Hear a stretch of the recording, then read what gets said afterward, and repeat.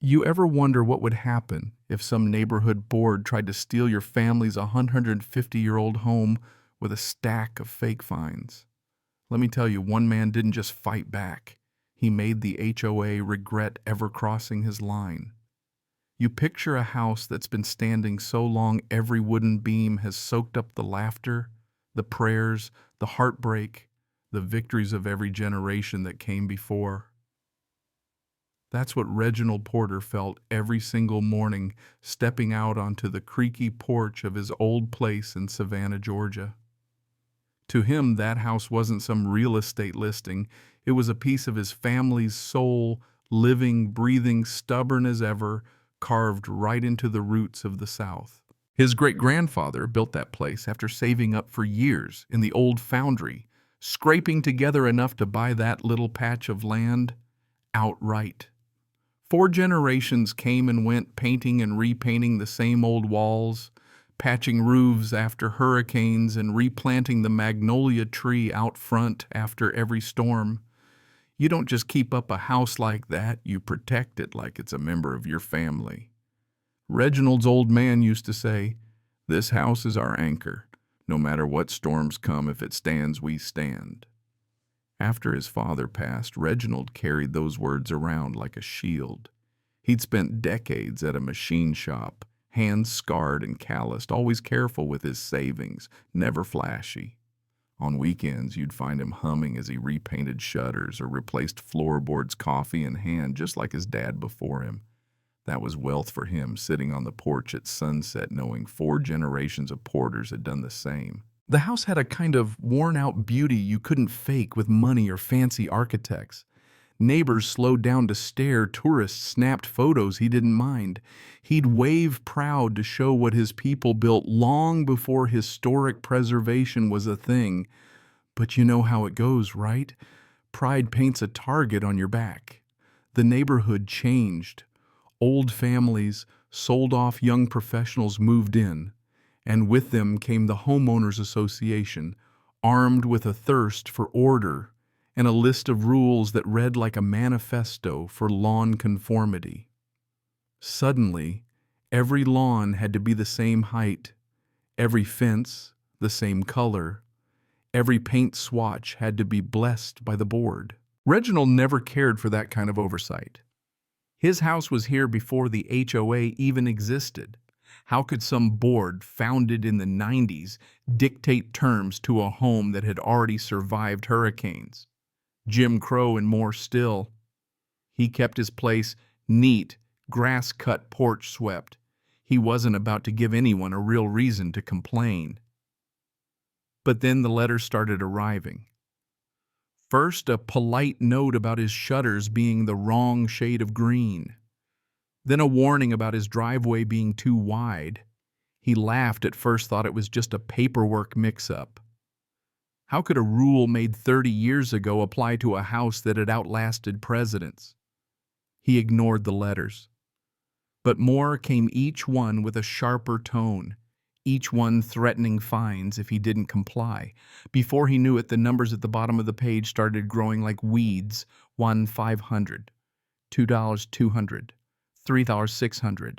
The real showdown came at the community center, under the soul-sucking fluorescent lights, folding chairs crammed full of fanning neighbors. At the front sat Linda Haverford, the HOA president, late 50s, sharp eyes, voice like a knife. Next item on the agenda, 1428 Magnolia Lane. Reginald raised his hand before she could keep going. "That's mine. What seems to be the problem now?" Linda narrowed her eyes. "Your shutters don't match the approved palette. Your driveway's too wide. You have 30 days, or the fines keep coming." Reginald, "Cool as you please," replied. "Ma'am, this house is 150 years old. Those shutters have been green longer than this board has existed, and my grandfather poured that driveway himself in 1942. You expect me to erase history just to fit some rule you wrote up last decade?" The crowd shifted, some folks uncomfortable, others grinning at the drama. Linda pursed her lips. "Rules are rules, Mr. Porter. If you want to be part of this community, you must comply. And Reginald shot back, "My family built half this block before some of these houses were even on a blueprint. This community is part of our story, not the other way around." Murmurs rippled through the room. Linda's cheeks flushed. She banged the gavel. "Order the fines stand. 30 days. Meeting adjourned just like that. After that, the pressure just kept climbing. Letters with the HOA logo landed in his mailbox like clockwork, each one more demanding, each one adding a bigger number to the debt. Reginald tried to ignore them, but it felt like trying to ignore a hurricane out on the coast. Saturday morning, while he's patching up a section of the old fence, here comes Linda, clipboard in hand, waltzing onto his property. "Good morning, Mr. Porter. Quick inspection." He shot her a look. "You don't have the right to be here uninvited." Linda just smiled. "Actually, under the bylaws, I do. And I see this fence is 6 inches over the max height." Another violation. Reginald lost his patience. "Lady, that fence has stood since 72, and no one said a word until now. You're not protecting values, you're just coming after me." Linda's tone went cold. "If you feel that way, maybe this isn't the right community for you." Reginald stepped in. "This house is my family's blood. I'm not going anywhere." What he didn't realize then, this was bigger than money. It was about power, and Linda wasn't about to let go. The HOA kept sending letters, the fines kept climbing. One Saturday, Reginald was sorting mail, 4 envelopes from the HOA. $4, $200 outstanding. His hand shook, reading it. "How does green paint in a driveway cost more than a year's wages?" he muttered. That's when he decided enough was enough, marched straight to the HOA office. "I need to see Linda," he told the secretary. Linda emerged, folder in hand, voice dripping with condescension. "If you had complied, the fines wouldn't have grown." "It's simple math." Reginald snapped. "It's not math. It's harassment. Why am I the only one getting fined for stuff that was never a problem before?" Linda coolly replied, "If you can't afford the rules, maybe you should sell." Reginald laughed bitter. "Sell my family's home to you? Never." Neighbors started whispering. Some folks went quiet when he walked by. Others looked at him with something close to pity. The psychological warfare was as bad as the financial. Sleepless and out of options, Reginald called his niece Monique, an attorney up in Augusta. "Uncle Reggie, you sound tired," she said. "He spilled everything, the letters, the threats, the fines." She listened, then said, "Uncle, they're setting you up. This isn't about compliance, it's about control. I'll be there this weekend." That call changed everything. The next morning, Reginald found a bright orange Lien pending notice nailed to his door. It felt like a punch in the gut, but he wasn't alone anymore. Monique arrived sharp as a tack blazer catching the sun. "Show me the notice," she said. She scanned it, frowned. "A lien isn't a warning, it's a threat. If they record this, they can move toward foreclosure. We need to shut this down." Inside, Monique went to work, scattered notices across the old oak table, started making files, demanded copies of every letter, every email. "Don't throw anything away," she told him. Good thing Reginald never threw anything away. Later, they went back to the HOA office, this time with Monique leading the charge. She demanded records, copies of bylaws, every fine issued in 5 years. Linda blustered, but Monique held her ground. "I know the law, and you can't selectively target homeowners with fake violations." Linda sneered. "You think you can tell us how to run our community?" Monique didn't blink. "No, I know I can." Back at the house, Monique dug through the records. "Uncle, they fined you $1, $200 for your driveway, but the Clarks down the street did the same thing, no fine. Out of 20 citations in the past 3 years, 15 went to black homeowners. That's discrimination, plain and simple." Reginald shook his head. "All this time I thought I was being stubborn, but they've been playing a game." Monique leaned in. "Not anymore. We'll give them the chance to drop the lien voluntarily.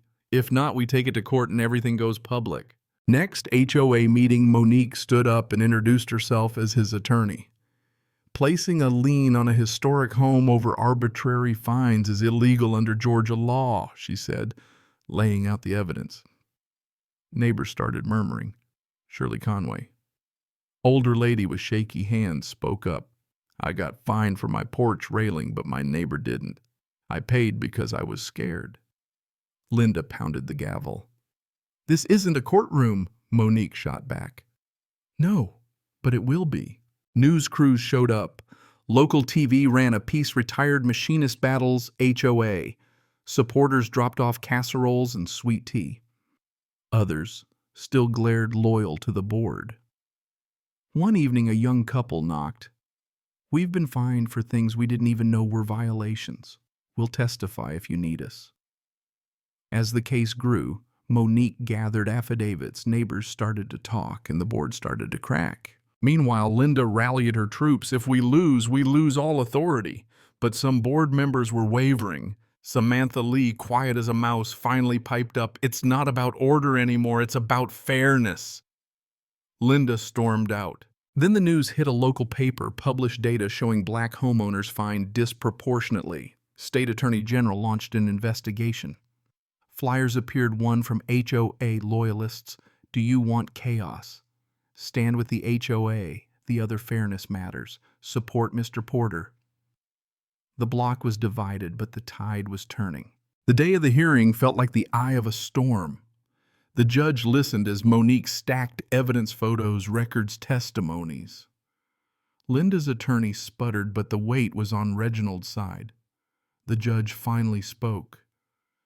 This association engaged in selective enforcement, unfairly burdening Mr. Porter. The lien is void.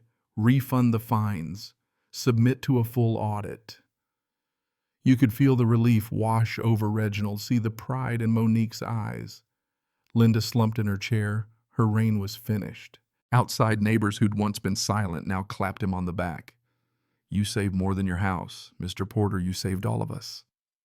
That night, sitting on the porch under the magnolia tree, Reginald looked at Monique. Turns out this old house was our anchor after all. She smiled. It's a symbol now.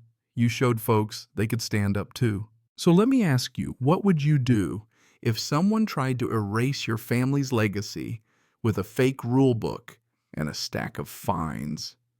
Would you stand your ground? Drop a comment. Share your thoughts. Tell me what justice means to you, or if you've ever faced an HOA nightmare yourself. And hey, if you believe stories like this matter, hit subscribe. Let's keep shining a light on what's right.